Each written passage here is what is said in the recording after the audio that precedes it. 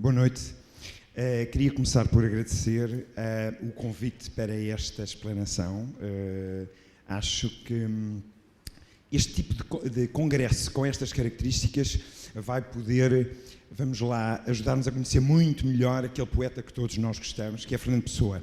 Eu tenho aqui uma incumbência um bocadinho difícil, porque eu estive no Espólio há alguns anos a trabalhar, vou apresentar-vos alguns resultados daquilo que eu encontrei e, no total, dos 27 mil fragmentos que todos sabemos que estão, pelo menos neste momento, no Espólio de Fernando Pessoa, no Espólio 3 na Biblioteca Nacional, eles só nesta área são 2.700, 2.650 mais ou menos. Portanto, isto é assim, vai ser difícil e isso enerva um bocadinho como é que eu vou conseguir em 15 minutos explanar e falar da importância de qualquer coisa que pode ser como 10% da produção pessoana ao longo da sua vida. Bom, mas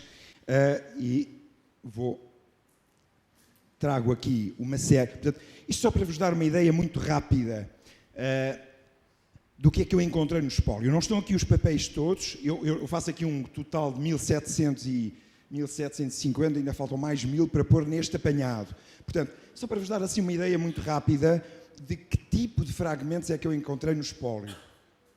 Eu faço vários sinais, uso vários sinais e depois tenho aqui os totais. Ora bem, esta primeira linha, que são 221, são textos. Reparem, o meu interesse é sobretudo a astrologia, eventualmente a numerologia, o tarô, mas mais nesta área. Eu não vou sequer para as magias, etc. Portanto, o que está aqui neste apanhado é só aquilo que eu consigo traduzir e encaixar e relacionar eventualmente com a vida, com a obra, etc., como vamos ver nesta breve intervenção. 221, dizia eu, são textos importantes, ou seja, são textos datilografados, manuscritos, sobre material astrológico, definições sobre as casas, os planetas, etc., mas nada de muito profundo. Também estão aqui contidos alguns cálculos importantes, como vamos ver. Depois temos 226, 261 e estes, marcados com uma cruz, são de facto importantíssimos. Estes textos são aquilo que eu penso que seria uma coletânea de trabalho a publicar sob o nome de Manual da Astrologia, Manual Básico da Astrologia, Tratado, etc. Como vão poder ver, eu trouxe 2 ou 3 programas de edição que o próprio Pessoa terá concebido. Estes 20 que se seguem são extraordinários, são praticamente, eu tenho-os aqui para vos mostrar, porque são muito especiais. Ou porque abordam circunstâncias especiais da sua existência, são também menções claras ao astrólogo, eu já não posso falar disso aqui, do astrólogo Rafael Baldaia, que seria o autor dos tais 261 textos que constituiriam o Tratado da Astrologia, etc. Portanto, estes papéis muito especiais são 20, eles estão praticamente, eu vou-vos mostrar, e depois temos horóscopos. E aqui temos que fazer uma pequena pausa.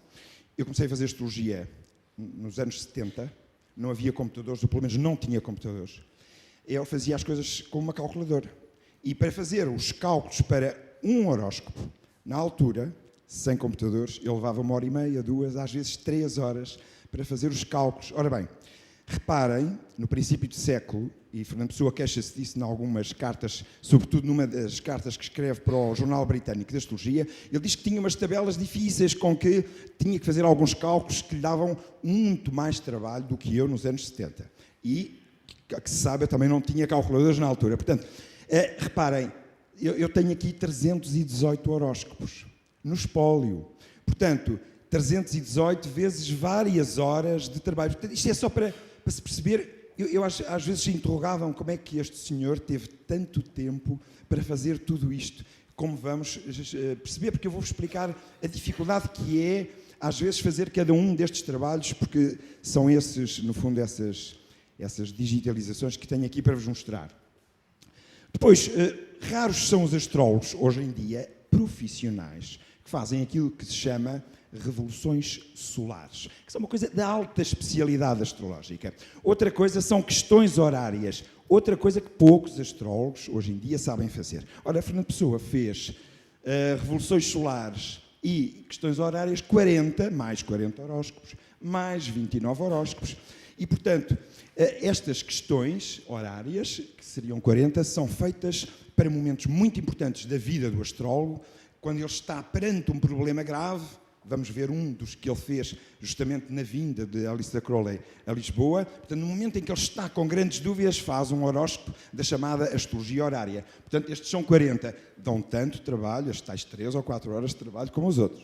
E às vezes são mais difíceis de interpretar. Eu próprio não sou muito, versado nesse tipo de astrologia muito especializada.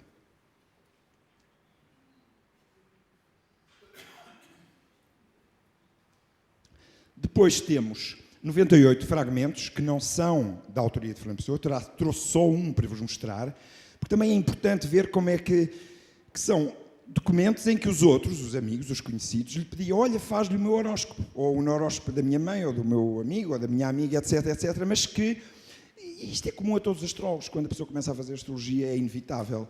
Olha, toma lá um papelinho com a minha data de nascimento para me fazer o cálculo astrológico, etc. Portanto, Fernando Pessoa também passou por esse processo e eu descobri 98, estavam lá mais ou menos arrumados, e, portanto, eram 98 fragmentos, alguns com várias datas de nascimento. É muito difícil de perceber depois. Eu tentei fazer cálculos e cálculos e cálculos para ver se estas datas de nascimento que estão nestes fragmentos depois acabaram por ser, pelo próprio poeta, fazer ou não os horóscopos, etc. É muito difícil porque, como também acontece hoje em dia, quando nós conhecemos muito bem alguns horóscopos, nem lhes pomos sequer o nome, porque a gente já sabe: olha, este horóscopo com este ascendente assim, assim, é da minha mãe ou do meu irmão, etc. Portanto, o poeta também o fazia. Quer dizer, portanto, ele olhava para o horóscopo, sabia muito bem se era da irmã, do amigo, deste ou aquele. Portanto, é muito difícil. Eu tive que voltar a fazer os tais 318 cálculos para ver se descobria a quem é que eventualmente pertenciam aqueles horóscopos que, na sua grande maioria, não têm nome. Depois, são outro tipo de fragmentos, são os 224, em que ele fala de tarô, numerologia, etc, etc. Portanto, áreas afins da astrologia, mas que depois se podem reunir, interpretar no seu conjunto. Bom, estamos um total de 1750, faltam ainda aqui explicar mais 1000 fragmentos deste tipo. É assim, isto é um exemplo. Reparem, nós temos horóscopos que são fáceis de interpretar. Os textos são relativamente fáceis de transcrever, sobretudo quando estão datilografados. Os manuscritos são dificílimos e o que é preciso para fazer um trabalho minimamente correto em astrologia é pegar num papel com esta configuração e ir tentar perceber todos os números, todos os algarismos, qual é a razão de ser daquelas listas infindas de cálculos, porque só assim... Porque o próprio sabe, quando faz, sabe muito bem porque é que pôs aqueles algarismos todos. Mas depois, anos depois, eu tinha que passar a pente fino este tipo de cálculos, ir perceber cada uma destas contas mirabolantes que aqui estão, porque aqui fala-se de Marte, de Urano, etc., para ver o que é que o poeta queria dizer com isto e, eventualmente, dar-lhe, vamos lá, uma interpretação e, com isso, poder tirar alguma conclusão mais bem alicerçada. Portanto, aquilo que eu vos vou dizer a partir de agora foi um bocadinho em consequência desse tipo de análise. Portanto, trouxe só um são... Desta forma, tem que ser analisados centenas deles, porque senão não se consegue perceber, como é o caso mais tarde, quando eu irei mostrar-vos alguns em que ele tem muitos cálculos, só analisando algarismo a algarismo, e errar é humano. Isto é, por acaso, é uma graça que eu trago aqui. Descobri que há aqui um erro de um grau, isto há aqui um erro em que em vez de 6.1, aliás eu dei aqui, em vez de 6.1 deveria ser 7 graus e 1 minuto, em vez de 6 graus e 1 minuto, porque é raro, é humano, e na altura então isto era frequente. Mas eu gosto de me dar ao luxo de ir verificar os cálculos todos para ver se as coisas estavam em condições para perceber qual era a intenção do poeta, o que é que ele queria chegar, que data é que ele queria encontrar, qual era a teoria que ele queria criar com aquele ciclo de Neptuno ou de Júpiter, etc, etc. Vamos passar à frente, porque eu tenho realmente... É assim, Fernando Pessoa abordou a astrologia de várias maneiras, mas talvez, eu vou passar já adiante, Todos nós começamos pelo beabá da astrologia. Eu creio, não posso afirmar, mas pelo tipo de letra, pelo tipo de papel, pela configuração, pelo sítio onde estava arrumado, será talvez dos primeiros fragmentos, manuscritos, em que ele fala da astrologia. Aliás, é o beabá da astrologia, 360 graus, tem o zodíaco, etc., o bem, o mal, o número 2, o número 3, etc. Portanto, pelos meus cálculos, é uma intuição, nada me pode garantir, eu creio que deve ser mais ou menos de 1908. Portanto, mais aproximadamente dos seus 20 anos. E pronto, não vos posso dizer muito mais, não posso deter muito tempo em cada um, mas vejam a labuta, vejam o trabalho. Isto é um fragmento, eles são, penso que 8 ou 9 fragmentos deste tipo. Reparem que em cada linha, por exemplo, Dom Sebastião, Dom Carlos de Portugal, Luís Filipe, Dona Amélia, etc., Rudolf Steiner, repare, cada linha deste manuscrito são as bases para se construir um horóscopo. Eles são quase 10 fragmentos deste tipo. Reparem as horas que é preciso, só pelo menos para fazer este Excel dos tempos antigos. Portanto isto é uma coisa extraordinária. Quando eu vi este papel no espólio, disse, mas não havia fotocópias na altura, como é que este senhor... Quer dizer, que se enganasse, se calhar tinha que fazer tudo outra vez, tinha que fazer os cálculos todos. Portanto, realmente, isto marca...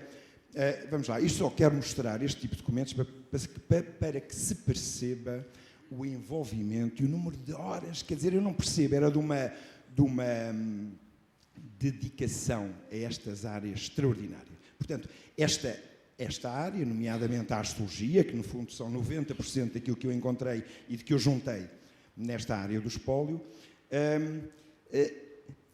era importante. E porquê é que ele trabalhava desta maneira? É porque ele ia utilizá-la como ferramenta para uma série de intentos, para uma série de planos. E esses planos eram tão elevados, tão sagrados, que porventura o teriam levado a abordar a astrologia com esta seriedade e com esta vastidão. Outro, isto é só mais um, mas são 9. Portanto, só uma pequena explicação. Já agora, as pessoas todos nós ouvimos falar no ascendente, o signo, etc, etc. O ascendente está aqui, portanto, aqui está o nome da pessoa, a casa 1 é o ascendente, a casa 2, a casa 3, porque é a casa do dinheiro, disto, portanto, isto são tudo o que é fundamental e importante para se fazer um horóscopo. E depois aqui estão as posições dos planetas, Sol, Lua, Mercúrio, até Neptuno. O que me faz pensar que isto é um documento anterior a 1930, porque Plutão foi descoberto em 1930. Portanto, é um documento anterior ou com bases anteriores a 1930. Bom, não me vou deter muito mais por aqui. Queria só mostrar um dos tais papéis em que se pedia, normalmente são 98, como já disse, em que os fãs da astrologia, os curiosos da astrologia, os amantes da astrologia, pediam a Fernando Pessoa para lhes fazer os horóscopos. Este senhor, chamado Carlos Mascarenhas, não pediu nem um, nem dois, nem três horóscopos, mas de uma série, um rol enorme, e diz assim, lá em cima, como veem, leituras gratuitas. E depois tem Maria, nascida a 5 de fevereiro, e depois aqui uma observação giríssima, todas elas nasceram no Algarve. Digo, portanto, são 7 meninas algarvias, 7 meninas algarvias, e portanto, depois digo gratuitas, mas pagarei o que Vossa Excelência estipular por cada uma delas. Portanto, estes assuntos são assim mesmo. Fernando Pessoa tinha amigos destes, o que eu acho extraordinário. Amigos que se prestam a colaborar neste trabalho infinito que ele tinha nestas áreas. Bom, sem mais, Carlos Mascarenhas, vamos passar à frente, porque eu vou pegar neste assunto um bocadinho mais tarde, por isso é que vos trouxe este e não um dos outros 98.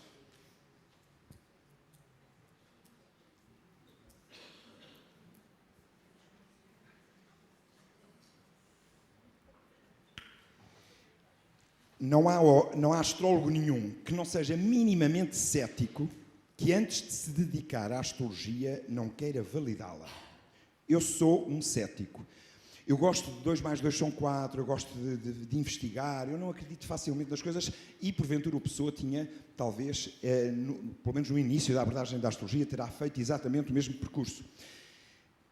E por isso, o que é que ele fez? Penso que todos os astrólogos fazem isso no início. Vamos ver se isto bate certo. Vamos ver se as datas que estão, a maneira de ser que está no meu horóscopo, se condiz ou não condiz comigo, etc, etc.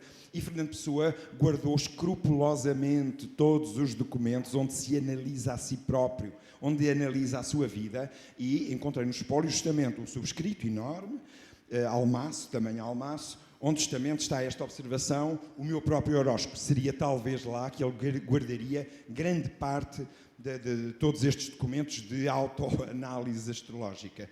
Vou só mostrar alguns deles para vos explicando qual é a função de cada um deles. Obviamente que este é um horóscopo muito conhecido, é o do próprio poeta, mas vou aproveitar este esquema feito pelo próprio Fernando Pessoa, que é o seu próprio horóscopo, para vos explicar 2 detalhes.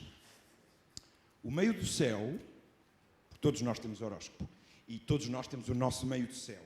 E o nosso meio do céu é o destino, é o nosso próprio destino e a realização do nosso próprio destino. Ou seja, o destino de Fernando Pessoa, segundo a astrologia, estaria aqui marcado. Mas também o zénite, é o ponto mais elevado do nosso horóscopo, é o destino que somos obrigados a realizar nesta vida, nesta caminhada. Por outro lado, o ascendente, não sei se as pessoas sabem isso, mas isto é mais uma pequenindade, o ascendente é o veículo, é o corpo. Ou seja, eu percorro o caminho da minha vida através do ascendente. O ascendente é o meu veículo, é um veículo mais robusto nos casos, mais frágil não, portanto é o corpo físico. Portanto, todos os problemas de saúde, a relação comigo próprio em termos físicos, eu tenho que analisar no ascendente. Se eu quero investigar a vida da pessoa, o seu culminar, para que é que a pessoa veio a esta vida, qual é o seu percurso terreno, qual é o seu fim a atingir, eu vou ter que analisar o meio do céu. Portanto, seria porventura ali que o Fernando Pessoa iria investigar qual seria o seu caminho, o que é que ele estaria cá a fazer na Terra. Isto só uma pequena parte, que são só 2 segundos, cá em baixo é aquilo que diz-se em astrologia, aquilo que já nós fomos. E aqui habita um signo que é o signo de Aquário, que por coincidência é o signo de Dom Sebastião. Daí ele ter pensado eventualmente que havia um passado ligado à energia de Aquário, ou eventualmente um caminho que o ligava eventualmente ao Dom Sebastião. Portanto, são 2 pontos que eu vos peço para reterem, por favor. O ascendente é o corpo físico, a saúde, a vida e a morte. Nós morremos quando este ponto é atacado, porque esta é a vitalidade física. Aqui é o nosso destino, é o destino que temos que cumprir. Portanto, vamos avançar, e cá está um dos vários documentos. Reparem, isto são páginas de uma agenda. Eu não sei, eu não vos quero mentir, mas eles são dezenas destas páginas. E o que é que Fernando Pessoa faz? Ele vai fazer uma série de cálculos. Eu não sei quantas horas é que se leva para fazer estes cálculos. Isto são cálculos que nós fazemos para adivinhar, vaticinar acontecimentos na nossa existência. Portanto, com 1 ano de idade, com 1 ano e 3 meses, 1 ano e 8 meses, 3 anos, e depois ele vai verificar a astrologia. Muito bem, porque ele portanto, o que é que ele vai descobrir? Que por volta dos seus 5 anos, quando a Lua está a fazer uma quadratura, que é uma coisa horrível, Lua quadratura a Júpiter é uma coisa terrível, dá-se a morte do pai. Ou seja, o que é que ele vai fazer? Ele vai fazer uma série de cálculos através de variadíssimas técnicas astrológicas que estavam ao dispor no princípio do século, para verificar um a um os acontecimentos mais importantes da sua vida, para ver se havia ou não de acreditar na astrologia, obviamente. Portanto, a morte do pai, a morte do irmão, o segundo casamento da mãe, etc, etc. São dezenas de listagens deste tipo. Portanto, ele, passado este período introdutório de experimentação, porventura começou a acreditar realmente na astrologia e nos seus fundamentos. Agora vou passar rapidamente vários textos, todos eles têm a ver com a sua maneira de ser e com o seu horóscopo, mesmo que ele não diga, porque depois eu fui ler cada um dos planetas em causa, dos aspectos em causa, e percebi que estes são sobre si próprio. Portanto, tudo o que está aqui, a aflição da Lua por Saturno é um dos piores aspectos que há. Ele era vítima dessa má relação entre Lua e Saturno, etc, etc. Portanto, isto são textos de autoanálise astrológica que eu decidi reunir aqui, só para perceberem a dimensão e o cuidado e a vamos lá, a especificação de cada um deles. Temos mais outro, uma quadratura de Vênus, da Lua ou de Mercúrio, portanto, mais um aspecto, mais um texto em que ele se analisa a si próprio, através da astrologia, e poderia trazer dezenas de outros. Portanto, naquele subscrito estavam centenas de papéis, só trouxe estes. Outro ponto importante da atividade astrológica de Fernando Pessoa é que, na verdade, isso posso dizê-lo, a astrologia é uma forma de vida. A astrologia é uma espécie de filosofia que nos ajuda a encaixar na vida. E quem é astrólogo, vive a vida, muitas vezes a interpretar as coisas de uma maneira astrológica. É, portanto, natural que o criativo Fernando Pessoa, que o poeta Fernando Pessoa, tanto pudesse escrever um poema, como 2 minutos depois pudesse ter uma alucinação astrológica, uma observação poética, etc. E isto passava-se efetivamente. Eu trouxe 2 exemplos apenas. Um em que se fala, reparem, é o verso, são os 2 lados do mesmo manuscrito. De um lado diz LDD, portanto, livro do desassossego, e diz: a fé é o instinto da ação. Viramos a página e o que é que temos? Temos um longo e exaustivo trabalho sobre Júpiter. Sabem o que é que quer dizer Júpiter em astrologia? A fé e a ação. Ou seja, o que é que isto quer dizer? Portanto, havia vamos lá, um saltitar, uma relação profunda.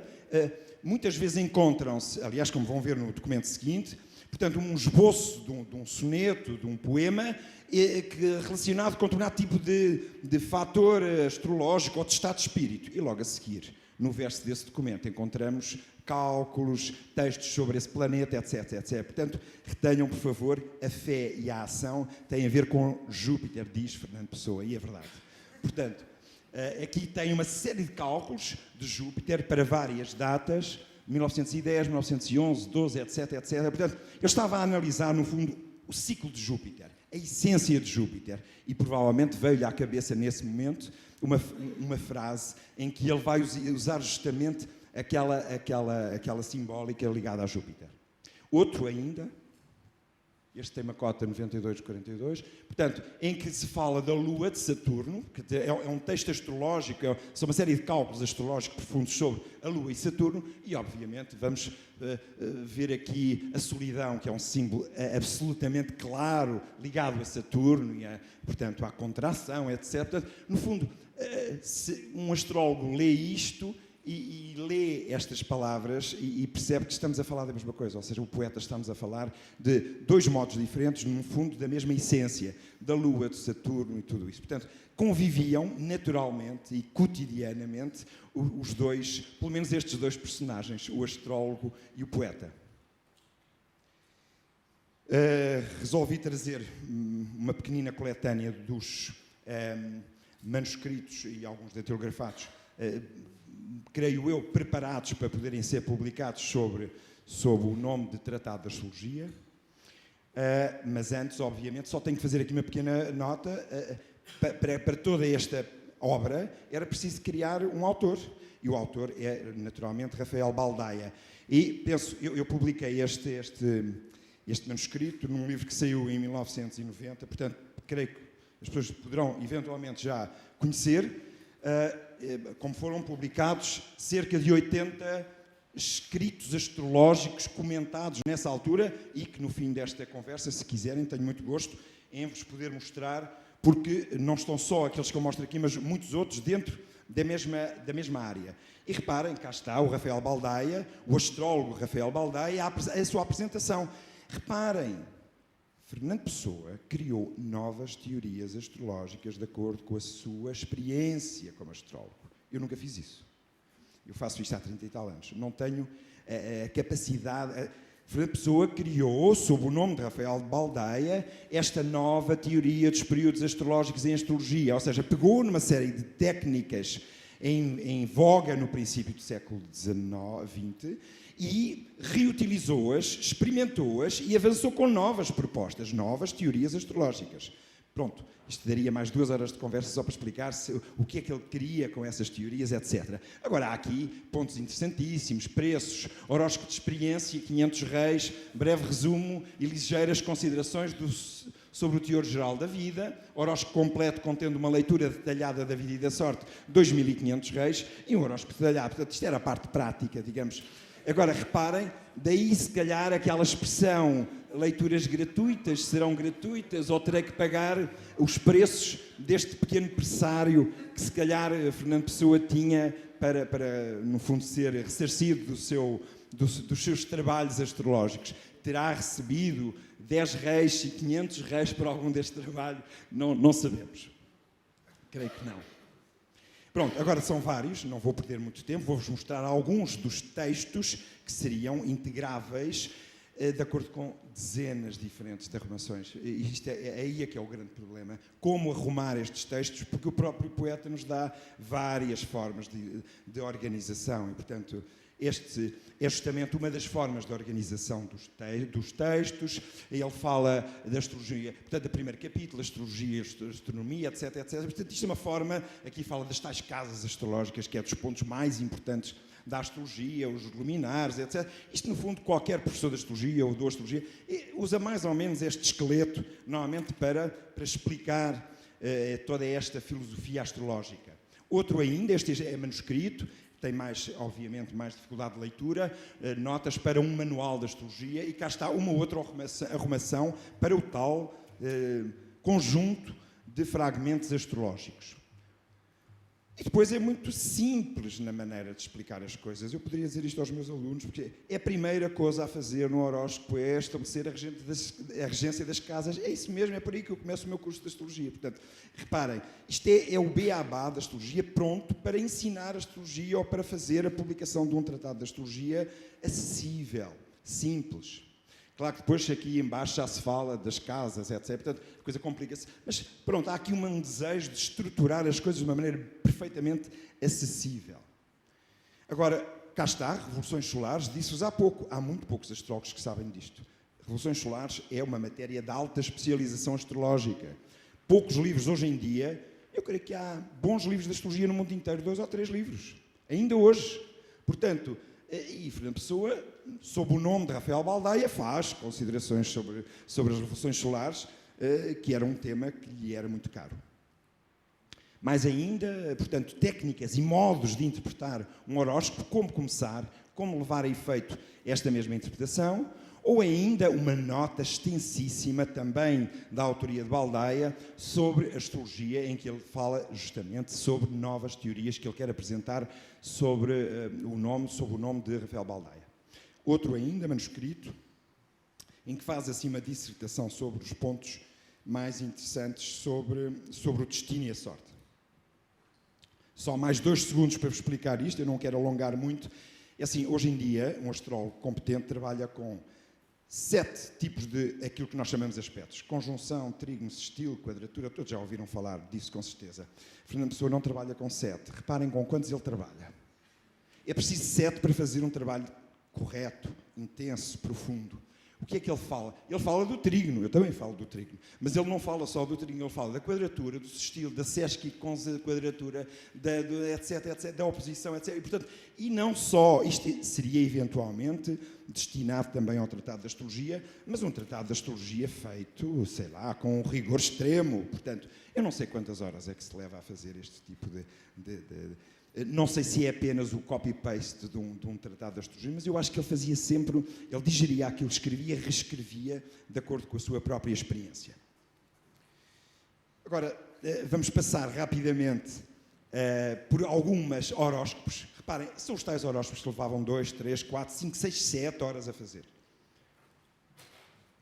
Almada Negreiros, este aqui é um horóscopo completo, com todos os cálculos necessários para a sua desenho, para a sua construção, com o sítio de nascimento, com o sítio, o dia, etc, etc, e, portanto, a latitude, a longitude. Obviamente que um computador hoje faz-nos isso em 3 segundos, mas na altura, como vos disse, eu acho que eram horas. Mais ainda, é que no princípio do século, as tabelas que se usavam para fazer este tipo de cálculos eram tabelas de 10 em 10 dias, não eram tabelas diárias, que já têm o trabalho facilitado que hoje em dia usamos. Portanto, era preciso fazer, não sei, das duas uma, ou com cálculos de senos, cossenos, tangentes, etc., ou então com regras de 3 simples complexíssimas. Por isso, reparem, daí depois também milhares de outros papéis que há só com cálculos. Há outros personagens. Agora, só para vos dar aqui uma pequena ideia, que é uma chamada de atenção que eu tenho alguma responsabilidade de o fazer. No espólio há muitas interpretações em que Fernando Pessoa faz um texto completo sobre um horóscopo. A pessoa é assim, assada, frito, cozido, etc., com estas características. E estes textos, muitos dos quais são datilografados e têm 16 ou 17 páginas cada um. Ou seja, quando ele se dedicava a interpretar um horóscopo, era realmente com um sentido muito crítico e muito profundo. A primeira coisa, eu comecei a fazer esta investigação no espólio de Fernando Pessoa porque a professora Ivete Centeno, já há 30, isto nos anos 80, portanto, há quase 30 anos, pois é, me disse, e há alguns centenas de papéis astrológicos, o Paulo tem que lá ir ver o que é que se passa, para ver se consegue descortinar, perceber o que é que há no espólio de Fernando Pessoa. E realmente, com o nome Astrologia, há 6 ou 7 envelopes, cada um com 100 documentos. O problema é que quando eu comecei a analisar esses documentos, este era um deles, em que havia uma interpretação de 16 ou 17 páginas sobre um autor, sobre um personagem, neste caso Alexandre de Seabra, que é assim, que tem ascendente, etc., Sagitário, etc., etc. Estes são textos com 15 a 20 páginas, muitas vezes. Só que às tantas eu comecei a reparar que faltava a página 7, depois faltava a página 15, eu disse, mas como é? Não pode ser, eu não acredito que Fernando Pessoa tivesse tirado daqui a página 7 e a página 15 deste relatório. Reparem que não eram originais, quase sempre eram os rascunhos do químico, portanto, a duplicado, quando se escrevia à máquina, punha-se o papel químico, os que estão lá, portanto, teria eventualmente dado o original à pessoa que lhe solicitou o horóscopo. Mas tinha faltado. Ora bem, foi por isso mesmo que eu tive que passar em revista os 27 mil papéis, porque eu fui descobrir a página 7 e a página 15, porque no verso dessa página havia, por exemplo, um poema em francês, e por isso esse papel está arrumado nos poemas franceses, e no verso da página 17 estava um texto filosófico, e, portanto, estava arrumado nos textos filosóficos. Por isso, eu fui obrigado a fazer um novo inventário dos 27 mil papéis do espólio de Fernando Pessoa, que me durou quase 12 anos. Mas, pronto, para eu ter a certeza que ia descobrir os papéis que faltavam nos textos astrológicos. E eu percebo bem, porque muitas vezes são apenas cálculos que, não sei, houve muita gente que de algum modo quis reunir textos para publicação e se calhar às vezes estavam uns textos, não eram textos, eram cálculos sobre uns gatafunhos astrológicos que ninguém percebia e estava um belíssimo poema no outro lado e, portanto, se calhar foram publicados e rearrumados. Portanto, houve que passar a pente fino os 27 mil papéis. Às tantas eu já estava um bocadinho confuso e, portanto, tive que mesmo fazer uma listagem para anotar com aqueles símbolos que vos mostrei há pouco, o X, não sei, para poder não perder o fio à meada e poder lembrar, espera aí, eu vi isto há 3 anos atrás, quando estava a ver o primeiro papel e que falava sobre leitura, não sei o quê, portanto, para conseguir reunir. Hoje em dia, com o computador e com buscas automáticas, é muito mais simples, mas só agora, realmente. Bom, portanto, isto só para vos continuar. Este é um senhor que se calhar todos conhecem, nascido em Santa Combadão, em 28 de abril de 1889, portanto, eu trouxe-o por graça. Portanto, é mais um horóscopo cheio de cálculos extraordinários e ainda dois horóscopos, para verem a diferença, que não há quase nenhuma. Este é sobre a lista Crowley, portanto, este será, eventualmente, o horóscopo que Fernando Pessoa terá feito primeiro, os primeiros esboços da lista Crowley, para fazer o seu horóscopo. E depois, logo a seguir, faz a revolução solar, ou seja, a questão horária, a tal técnica astrológica complicadíssima, para responder a uma questão que ele põe a 27 de 11 de 1929. Portanto, o que é que será deste encontro, etc, etc. Portanto, para lhe responder a alguma questão astrológica. Vamos em frente e vamos só passar rapidamente pelo problema da morte. É assim, de facto, quem não já lhe passou pela cabeça perceber quando é que vai morrer, não vai morrer. A astrologia permite isso de algum modo, sim, com alguns erros. Ao longo da vida, ao longo destes últimos 30 anos quase, às vezes pedem-me que responda a perguntas para um jornal, para uma televisão, etc. E eu tenho sempre cuidado de dizer as coisas com algum rigor. Mas nem sempre, quando ela aparece no jornal, essa transcrição daquilo que a gente diz, vem com aquela explicação que nós demos. E às vezes apanham a primeira frase que nós dissemos no princípio da conversa, a terceira e acabou. E, portanto, o que é que acontece? Já saiu e há aí um sururu, a pessoa adivinhou a data e o dia da morte, não sei o quê. não é bem assim. Aquilo que eu tenho dito com mais rigor é que Fernando Pessoa fez muitos cálculos, entre os quais descobriu eventualmente um que dizia fim de maio de 1935, mas é um. Reparem, isto porquê? Porque há dúvidas sobre a hora de nascimento de Fernando Pessoa. Ele escreveu esta carta para Londres, para o Jornal Britânico de Astrologia, e ele próprio não sabe. Ele diz, nasci em 1988, mas às 13h15, mas às 13h20 da tarde, ou às 13h12. Portanto, há aqui uma... Vamos lá. E reparem, em astrologia, quando se trabalha com rigor, é 1 ano, são 4 minutos. Portanto, 4 minutos de tempo no nascimento avançam 12 meses nos acontecimentos. Portanto, daí a necessidade de rigor do próprio Fernando Pessoa. Eu estava aqui a pedir alguma ajuda ao editor britânico, dizer, olha, aconteceu-me isto assim, nesta altura, ajude-me a perceber realmente qual é a minha data verdadeira. Na minha certidão eu tenho 13h20, que é esta que está aqui, past morning, etc, etc. Portanto, ele tinha alguma dúvida sobre isso. Bom, avancemos. A preocupação sobre a morte continua. Há muitos textos em que ele se questiona porquê é que eu vou morrer, como vou morrer, de que maneira. E depois, de uma maneira extraordinária. Eu não trouxe esse, mas até ele vai ao ponto de dizer, primeiro vão parar os meus rins, depois vai parar o fígado, depois vai fazer... Portanto, o processo de morte, não sei como é que ele conseguiu fazer isso. Portanto, vai escutar, vai perceber, vai tentar passar os passos da morte, não os passos da cruz, mas os passos da morte. Bom, os passos. Cá está. Isto agora é uma colagem de documentos em que aparece justamente o problema da morte. Há muitos textos sobre a morte e ver qual é o ponto. Será o tal destino? Será o tal meio do céu? Será o tal ascendente? São estas questões que ele vai pondo aqui. E cá está várias hipóteses de morte, desde 27, 27, 29, 29, 31 e este para fim de 1935. Portanto, onde se aproxima muito da sua data verdadeira da morte. Portanto, eu avanço só mais um bocadinho para vos mostrar em pormenor esta colagem e realmente ele põe várias vezes esta questão. Duração da minha vida, quando, como, e cá está o Sol. Portanto, o Sol é o aspecto vital para se ver, porque o Sol é o órgão, o Sol é o coração, é o órgão vital, é a energia vital da própria existência. Portanto, algo tinha que ir afetar o Sol para descobrir o momento da morte. Júpiter pode ter a ver com a morte também, etc. Júpiter é o fígado, no caso dele. Bom, mas, portanto, adiante. Levaríamos mais umas horas para explicar tudo isto.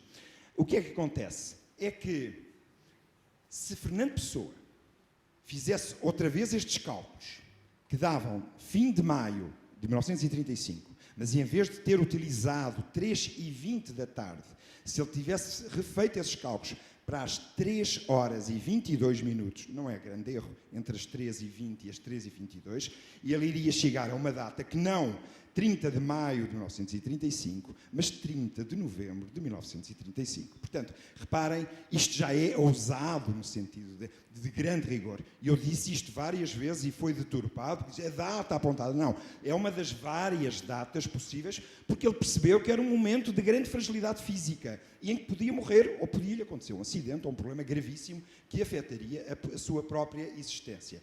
Vamos só para finalizar aquilo que me propus cá a vir fazer, quero falar um bocadinho do guardador de rebanhos e do Alberto Queiro e do seu horóscopo, para percebermos como é que Fernando Pessoa agora vai usar, no caso do Alberto Queiro, todas estes pequeninos truques que vos fui explicando ao longo desta pequena conversa.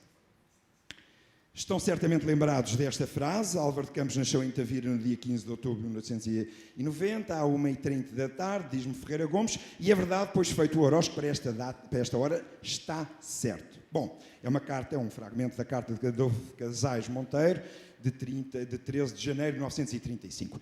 O que é que sempre me interrogou foi o este está certo. Mas porquê é que está certo? Porquê é que tem que estar certo? É que nada é o acaso. Se quem sabia tanto astrologia, fazia astrologia com este rigor, com o que nós percebemos até agora, quem vai conceber uma família heteronímica, quem vai conceber horóscopos para os heterónimos, eles têm que estar debaixo de uma série de critérios rigorosíssimos. Ora, Fernando Pessoa fez vários, por exemplo, para o caso de Álvaro de Campos, ele fez várias tentativas para 15 de outubro, para 13 de outubro, para 1h17 da tarde, para 1h30 da tarde. Eu trouxe-vos só apenas um exemplo. Portanto, para o Álvaro de Campos, há justamente esta hipótese do dia 13 de outubro à 1h17, mas em todos eles há um ponto. comum. E o que me leva a pensar que se calhar já percebi o que é o tal está certo. Vamos avançar um pouco para perceberem também, é que é sempre o problema do ascendente. Uma das coisas que está certa é o ascendente. Isto é um ascendente Capricórnio, que tem a ver com terra. O próximo é Ricardo Reis, Aquário, que tem a ver com ar. O outro é Caeiro, que tem a ver com fogo. Ora, o próprio Fernando Pessoa, como nós vimos há bocado, tinha ascendente água. Ora bem, quando um ser humano ou um astrólogo pretende ascender à harmonia divina, ele vai ter que equilibrar, isto é a filosofia astrológica, vai ter que equiparar-se ao equilíbrio mágico e divino dos 4 elementos. Nenhum ser é perfeito se não consegue conciliar e equilibrar dentro de si os 4 elementos da maneira mais harmoniosa para se ascender à essência divina. Então o que é que ele fez? Eu não vou precisar de passar atrás, ou seja, se repararem, temos até agora o Capricórnio da terra, o Aquário do ar, o ascendente fogo do Caeiro, aliás era fogo, isto daria outra conversa, porque íamos viajar um pouco sobre as ficções, o interlúdio, as ficções de interlúdio, portanto, em que fala do Caeiro, é fogo, etc. Portanto, e não é fogo por acaso, é que é fogo.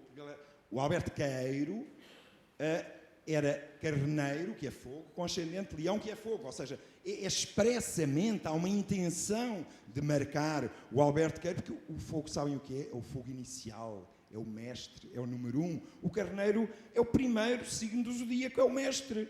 Portanto, o mestre do zodíaco é o carneiro. Por isso, o Alberto Caeiro tinha que ser obrigatoriamente carneiro. De signo, naturalmente. Bom, e vamos um pouco em frente para dizer o seguinte. Reparem, isto daria depois uma conversa de 2 horas, explicar-vos quais são aqueles cálculos que me levam a pensar, a tentar perceber o que é que ele está certo. É porque são dezenas de cálculos.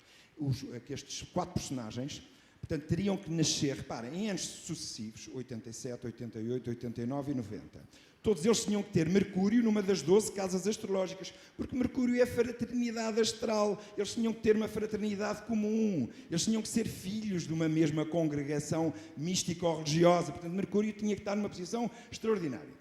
E depois o regente do tal ascendente tinha que estar ou na casa 8 ou na casa 9, etc. Isto por uma razão muito simples. É que há um bloqueio, isto agora muito sinteticamente, há um bloqueio energético que Fernando Pessoa reconheceu no seu próprio horóscopo. E dizia, eu só posso evoluir se puder passar do 8º para o 9º degrau deste processo iniciático, que o meu próprio horóscopo me propõe. E então ele construiu 3 personagens que podiam ter todos os problemas do mundo, menos aquele que ele tinha. Ou seja, os 3 personagens e a análise dos 3 horóscopos leva-me a pensar que qualquer deles, Alberto Queiro, Álvaro de Campos ou Ricardo Reis, tinham já passado karmicamente, energeticamente, pelo problema que eventualmente levava Fernando Pessoa a empeçar no seu processo de busca do divino e de elevação. Portanto, ele vai fazer como que um medicamento, vai criar uma fórmula. A heteronímia é, no fundo, astrologicamente, uma maneira de ele ultrapassar um bloqueio energético que estava patente no seu horóscopo. Portanto, isto daria, aliás, já fiz algumas dissertações sobre este texto, dariam 2 ou 3 horas de conversa, porque tinha que explicar o porquê de toda esta razão. Bom, e não tenho muito tempo, o tempo já vai longuíssimo, já com certeza, só para nos determos agora sobre a última frase. Já agora, aquilo o desafio que eu tinha trazido para esta pequena conversa. Este é uma nota de rodapé, como viram, do próprio horóscopo de Alberto Queiro, que estava publicado nas páginas íntimas e de autointerpretação há dezenas de anos. Da Alberto Queiro eu não encontrei nenhum outro horóscopo, portanto deve ter sido muito mais fácil e conciso de fazer, portanto não havia muitas alternativas às horas de nascimento. Mas o poeta, dizia aqui, guardador de rebanhos. E depois agora vamos entrar numa pequenina interpretação astrológica. Pró, Sol, etc. O que é que isto quer dizer? É a progressão do Sol em conjunção com Vênus. Então vamos rapidamente perceber o que é que isto quer dizer.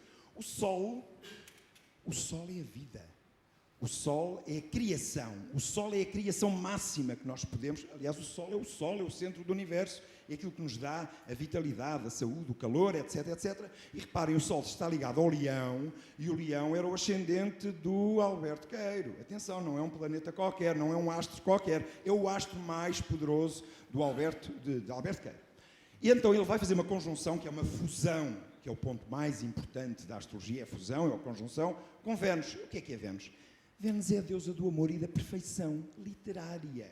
Portanto, e Vênus, tinha que voltar agora a imagem outra vez para trás, Vênus era o regente do chamado meio do céu do Alberto Queiro. Ou seja, a vida, o destino de Alberto Queiro estaria ligado a Vênus. Ele veio cá para cumprir Vênus. Ora bem, então o que é que o Fernando Pessoa está a arquitetar aqui? Que o guardador de rebanhos tem que ser feito, elaborado, criado, na altura em que os dois astros mais importantes do horóscopo do próprio mestre Queiro iriam proporcionar a obra-prima. Só podia ser nesta altura.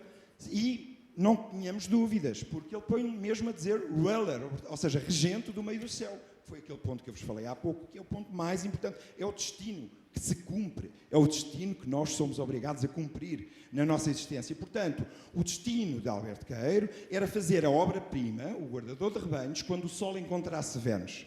Se nós fizermos os cálculos, claro que vamos encontrar o quê? 8 de março de 1914, obviamente. Portanto, a data da criação, a data do aparecimento do mestre Queiro, tinha que estar absolutamente dentro do horóscopo do Alberto Queiro, senão as coisas não batiam matematicamente certas. Agora, só um pormenor para acabar. Temos outra observação. Isto passa perfeitamente despercebido. Progressão de Júpiter faz um aspecto terrível, uma coisa horrível com o Sol. Ou seja, é o aspecto oposto, é a destruição completa. Aqui é a obra-prima, aqui é a destruição completa. Aliás, o poeta não deixa razão para dúvidas, é a morte. A morte do próprio Alberto Queiro. Quando? E porquê? Casa 8, regente... Ora, reparem, ele pôs aqui uma nota para que se nós tivéssemos alguma dúvida. Regente do ascendente, há pouco tinha-vos dito, o ascendente é o corpo físico. Portanto, o que é que acontece? Ele vai ficar fulminado fisicamente, ou seja, vai ter um ataque, vai morrer, vai ter um momento que não vai aguentar fisicamente. Portanto, o que é que acontece? O que é que Fernando Pessoa está a arquitetar aqui? Está a arranjar uma maneira de, a dada altura da vida do Alberto Queiro, haver uma explosão, Júpiter, e ele depois diz assim, regente da casa 8. O que é a casa 8? É a casa da morte. É esse que provoca a morte das pessoas. E que, eventualmente, quando ele há bocado fazia aqueles cálculos para tentar descobrir a sua morte, ele estava justamente a analisar o regente da casa 8, porque é um agente que mata as pessoas. Portanto, o que é que ele vai utilizar? Ele vai utilizar exatamente o planeta da vida, que é ameaçado pelo planeta da morte. Muito simples. E por isso mesmo vai conduzi-lo à morte. Ora, e faz aqui uma possível relação disso com 1915. Portanto, o mestre já não é necessário, ou eventualmente os astros vão defragmentar, vão matar, vão fazer explodir o próprio mestre Queiro. Muito obrigado.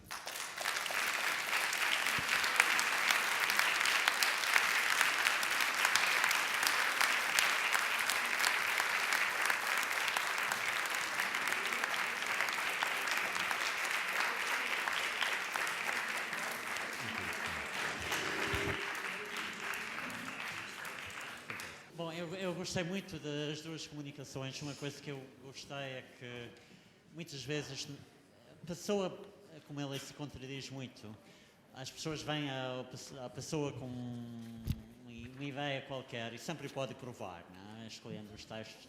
Eu senti na comunicação do Zé Manuel Anas muita objetividade, né, na questão e que, aliás, ele é uma pessoa que é um mestre de questões e de dúvidas mais do que certezas, né?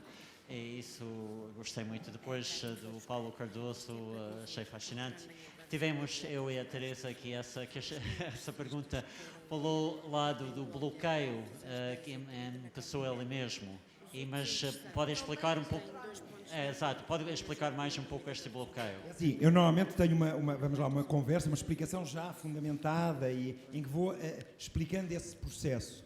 Todos nós, ao longo da nossa evolução, diz o nosso horóscopo, diz a astrologia, nós vamos evoluindo ao longo de 12 etapas. a etapa perfeita será a 12ª e nós vamos subindo esse processo espiralado ao longo da nossa existência. E portanto, esse é o nosso processo evolutivo.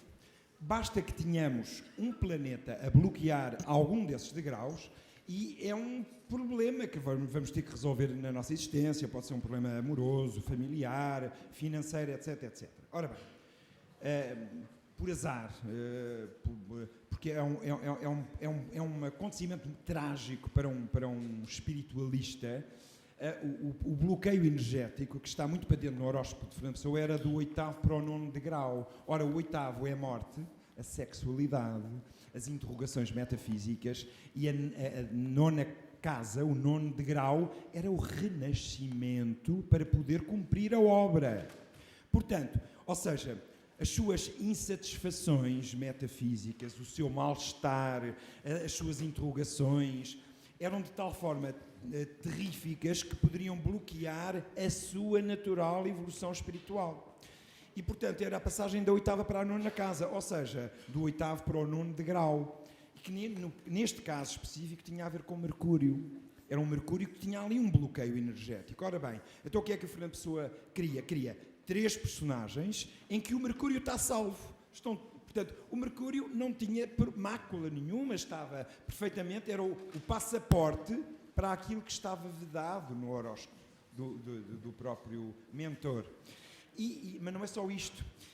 Isto tem a ver com cálculos relativamente ao ascendente, ao planeta que rege o ascendente, que em nenhum dos casos estava minimamente bloqueado. Ou seja, como eu disse, os 3 heterónimos podiam ter todos os problemas do mundo, menos esse.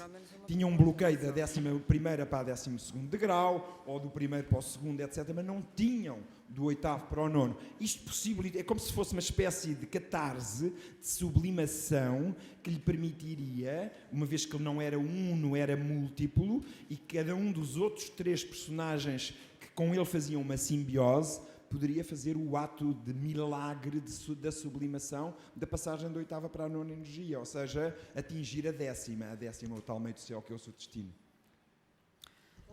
Seria isso, esse bloqueio, a tal conspiração astral de que ele diz, pela boca de um dos tais espíritos que se manifestam através das comunicações mediúnicas em 1916. A casa 8 é isso. Não sei bem. A casa é isso. Então, a casa 8 é justamente a afirmação da mediunidade, da morte, os aparecimentos, todos os processos do ocultismo e da mediunidade têm a ver com a casa 8. Portanto, era uma energia poderosíssima, aterradora, mas que, se fosse sublimada, poderia levá-lo, dar-lhe o combustível necessário para fazer a viagem até ao destino, até ao Pois, porque um desses espíritos anuncia que ele é vítima de uma conspiração astral. Pronto, então ele tenta combater, é bem possível que ele tente combater essa conspiração através da criação. Um pormenor que me saltou é que grande parte destes cálculos eu situo-os entre 1918, 16, 18. Portanto, toda esta grande parte deste material astrológico, 16, 17, 18...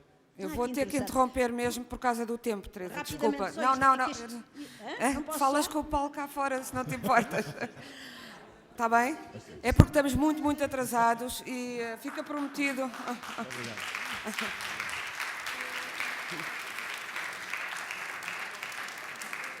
Fica prometido termos então, se o Paulo Cardoso concordar, depois um curso na Casa Fernando Pessoa ao longo do ano.